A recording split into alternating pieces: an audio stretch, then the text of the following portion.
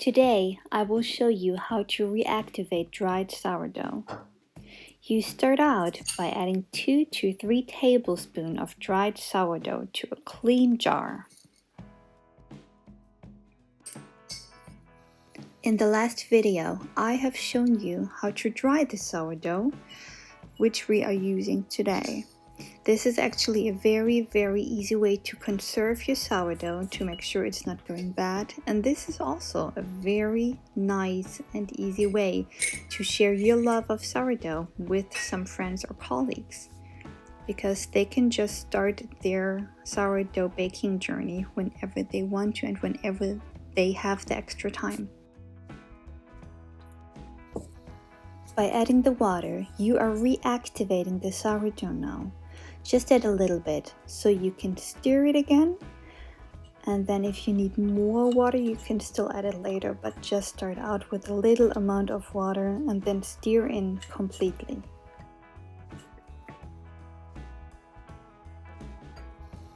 You want to make sure that the water and the dried sourdough starter have fully mixed together and that there are no dried spots left.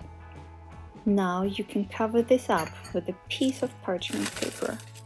Alternatively, you could also use a little lid or a little plate to cover it up, but I usually go for parchment paper because then a little bit of air can still get in and out of the jar, and that's actually helping the sourdough rise a little better.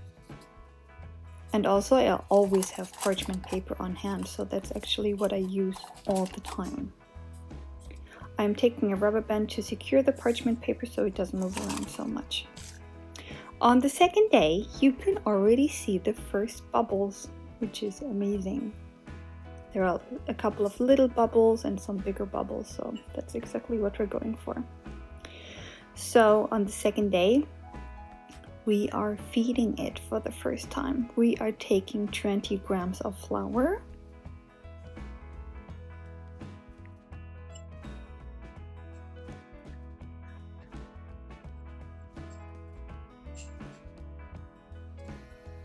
and now we're going to add the same amount of water to that. So this equals 20 grams.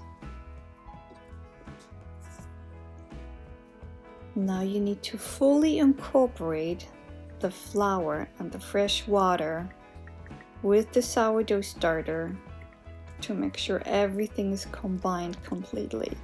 As you can see, the structure is already changing a little bit.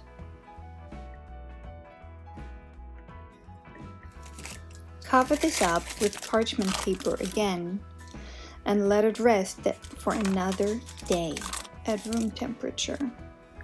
What we're going to do today is also add another rubber band to measure the growth.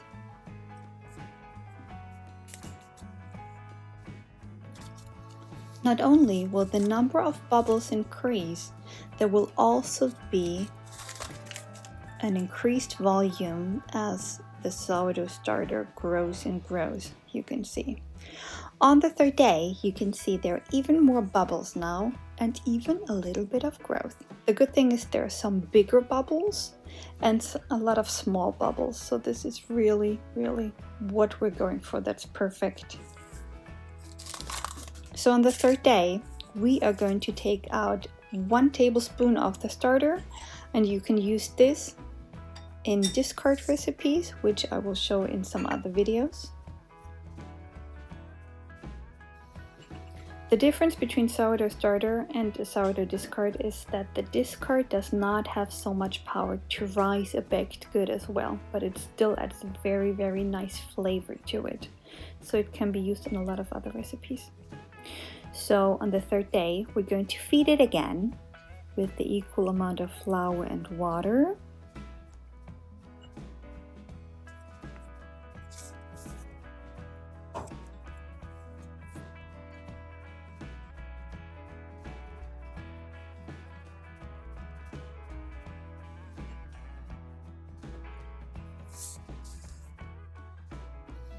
Make sure that you mix in the flour completely so that there are no dried spots left.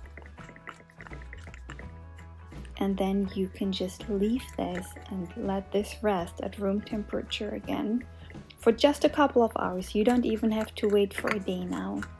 Just mix this completely.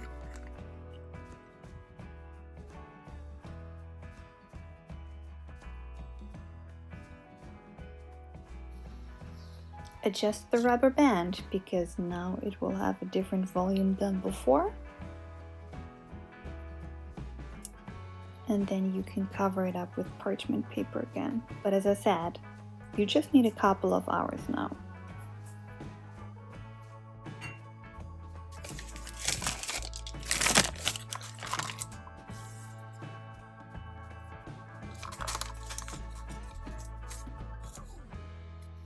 After a couple of hours, the sourdough starter has transformed tremendously. As you can see, there are now lots of small and big bubbles, and the texture has changed completely. When you put the spoon in right now, you can see that the texture is entirely different than before. This means this is actually ready for baking now. So get your baking sheets out and start baking sourdough bread.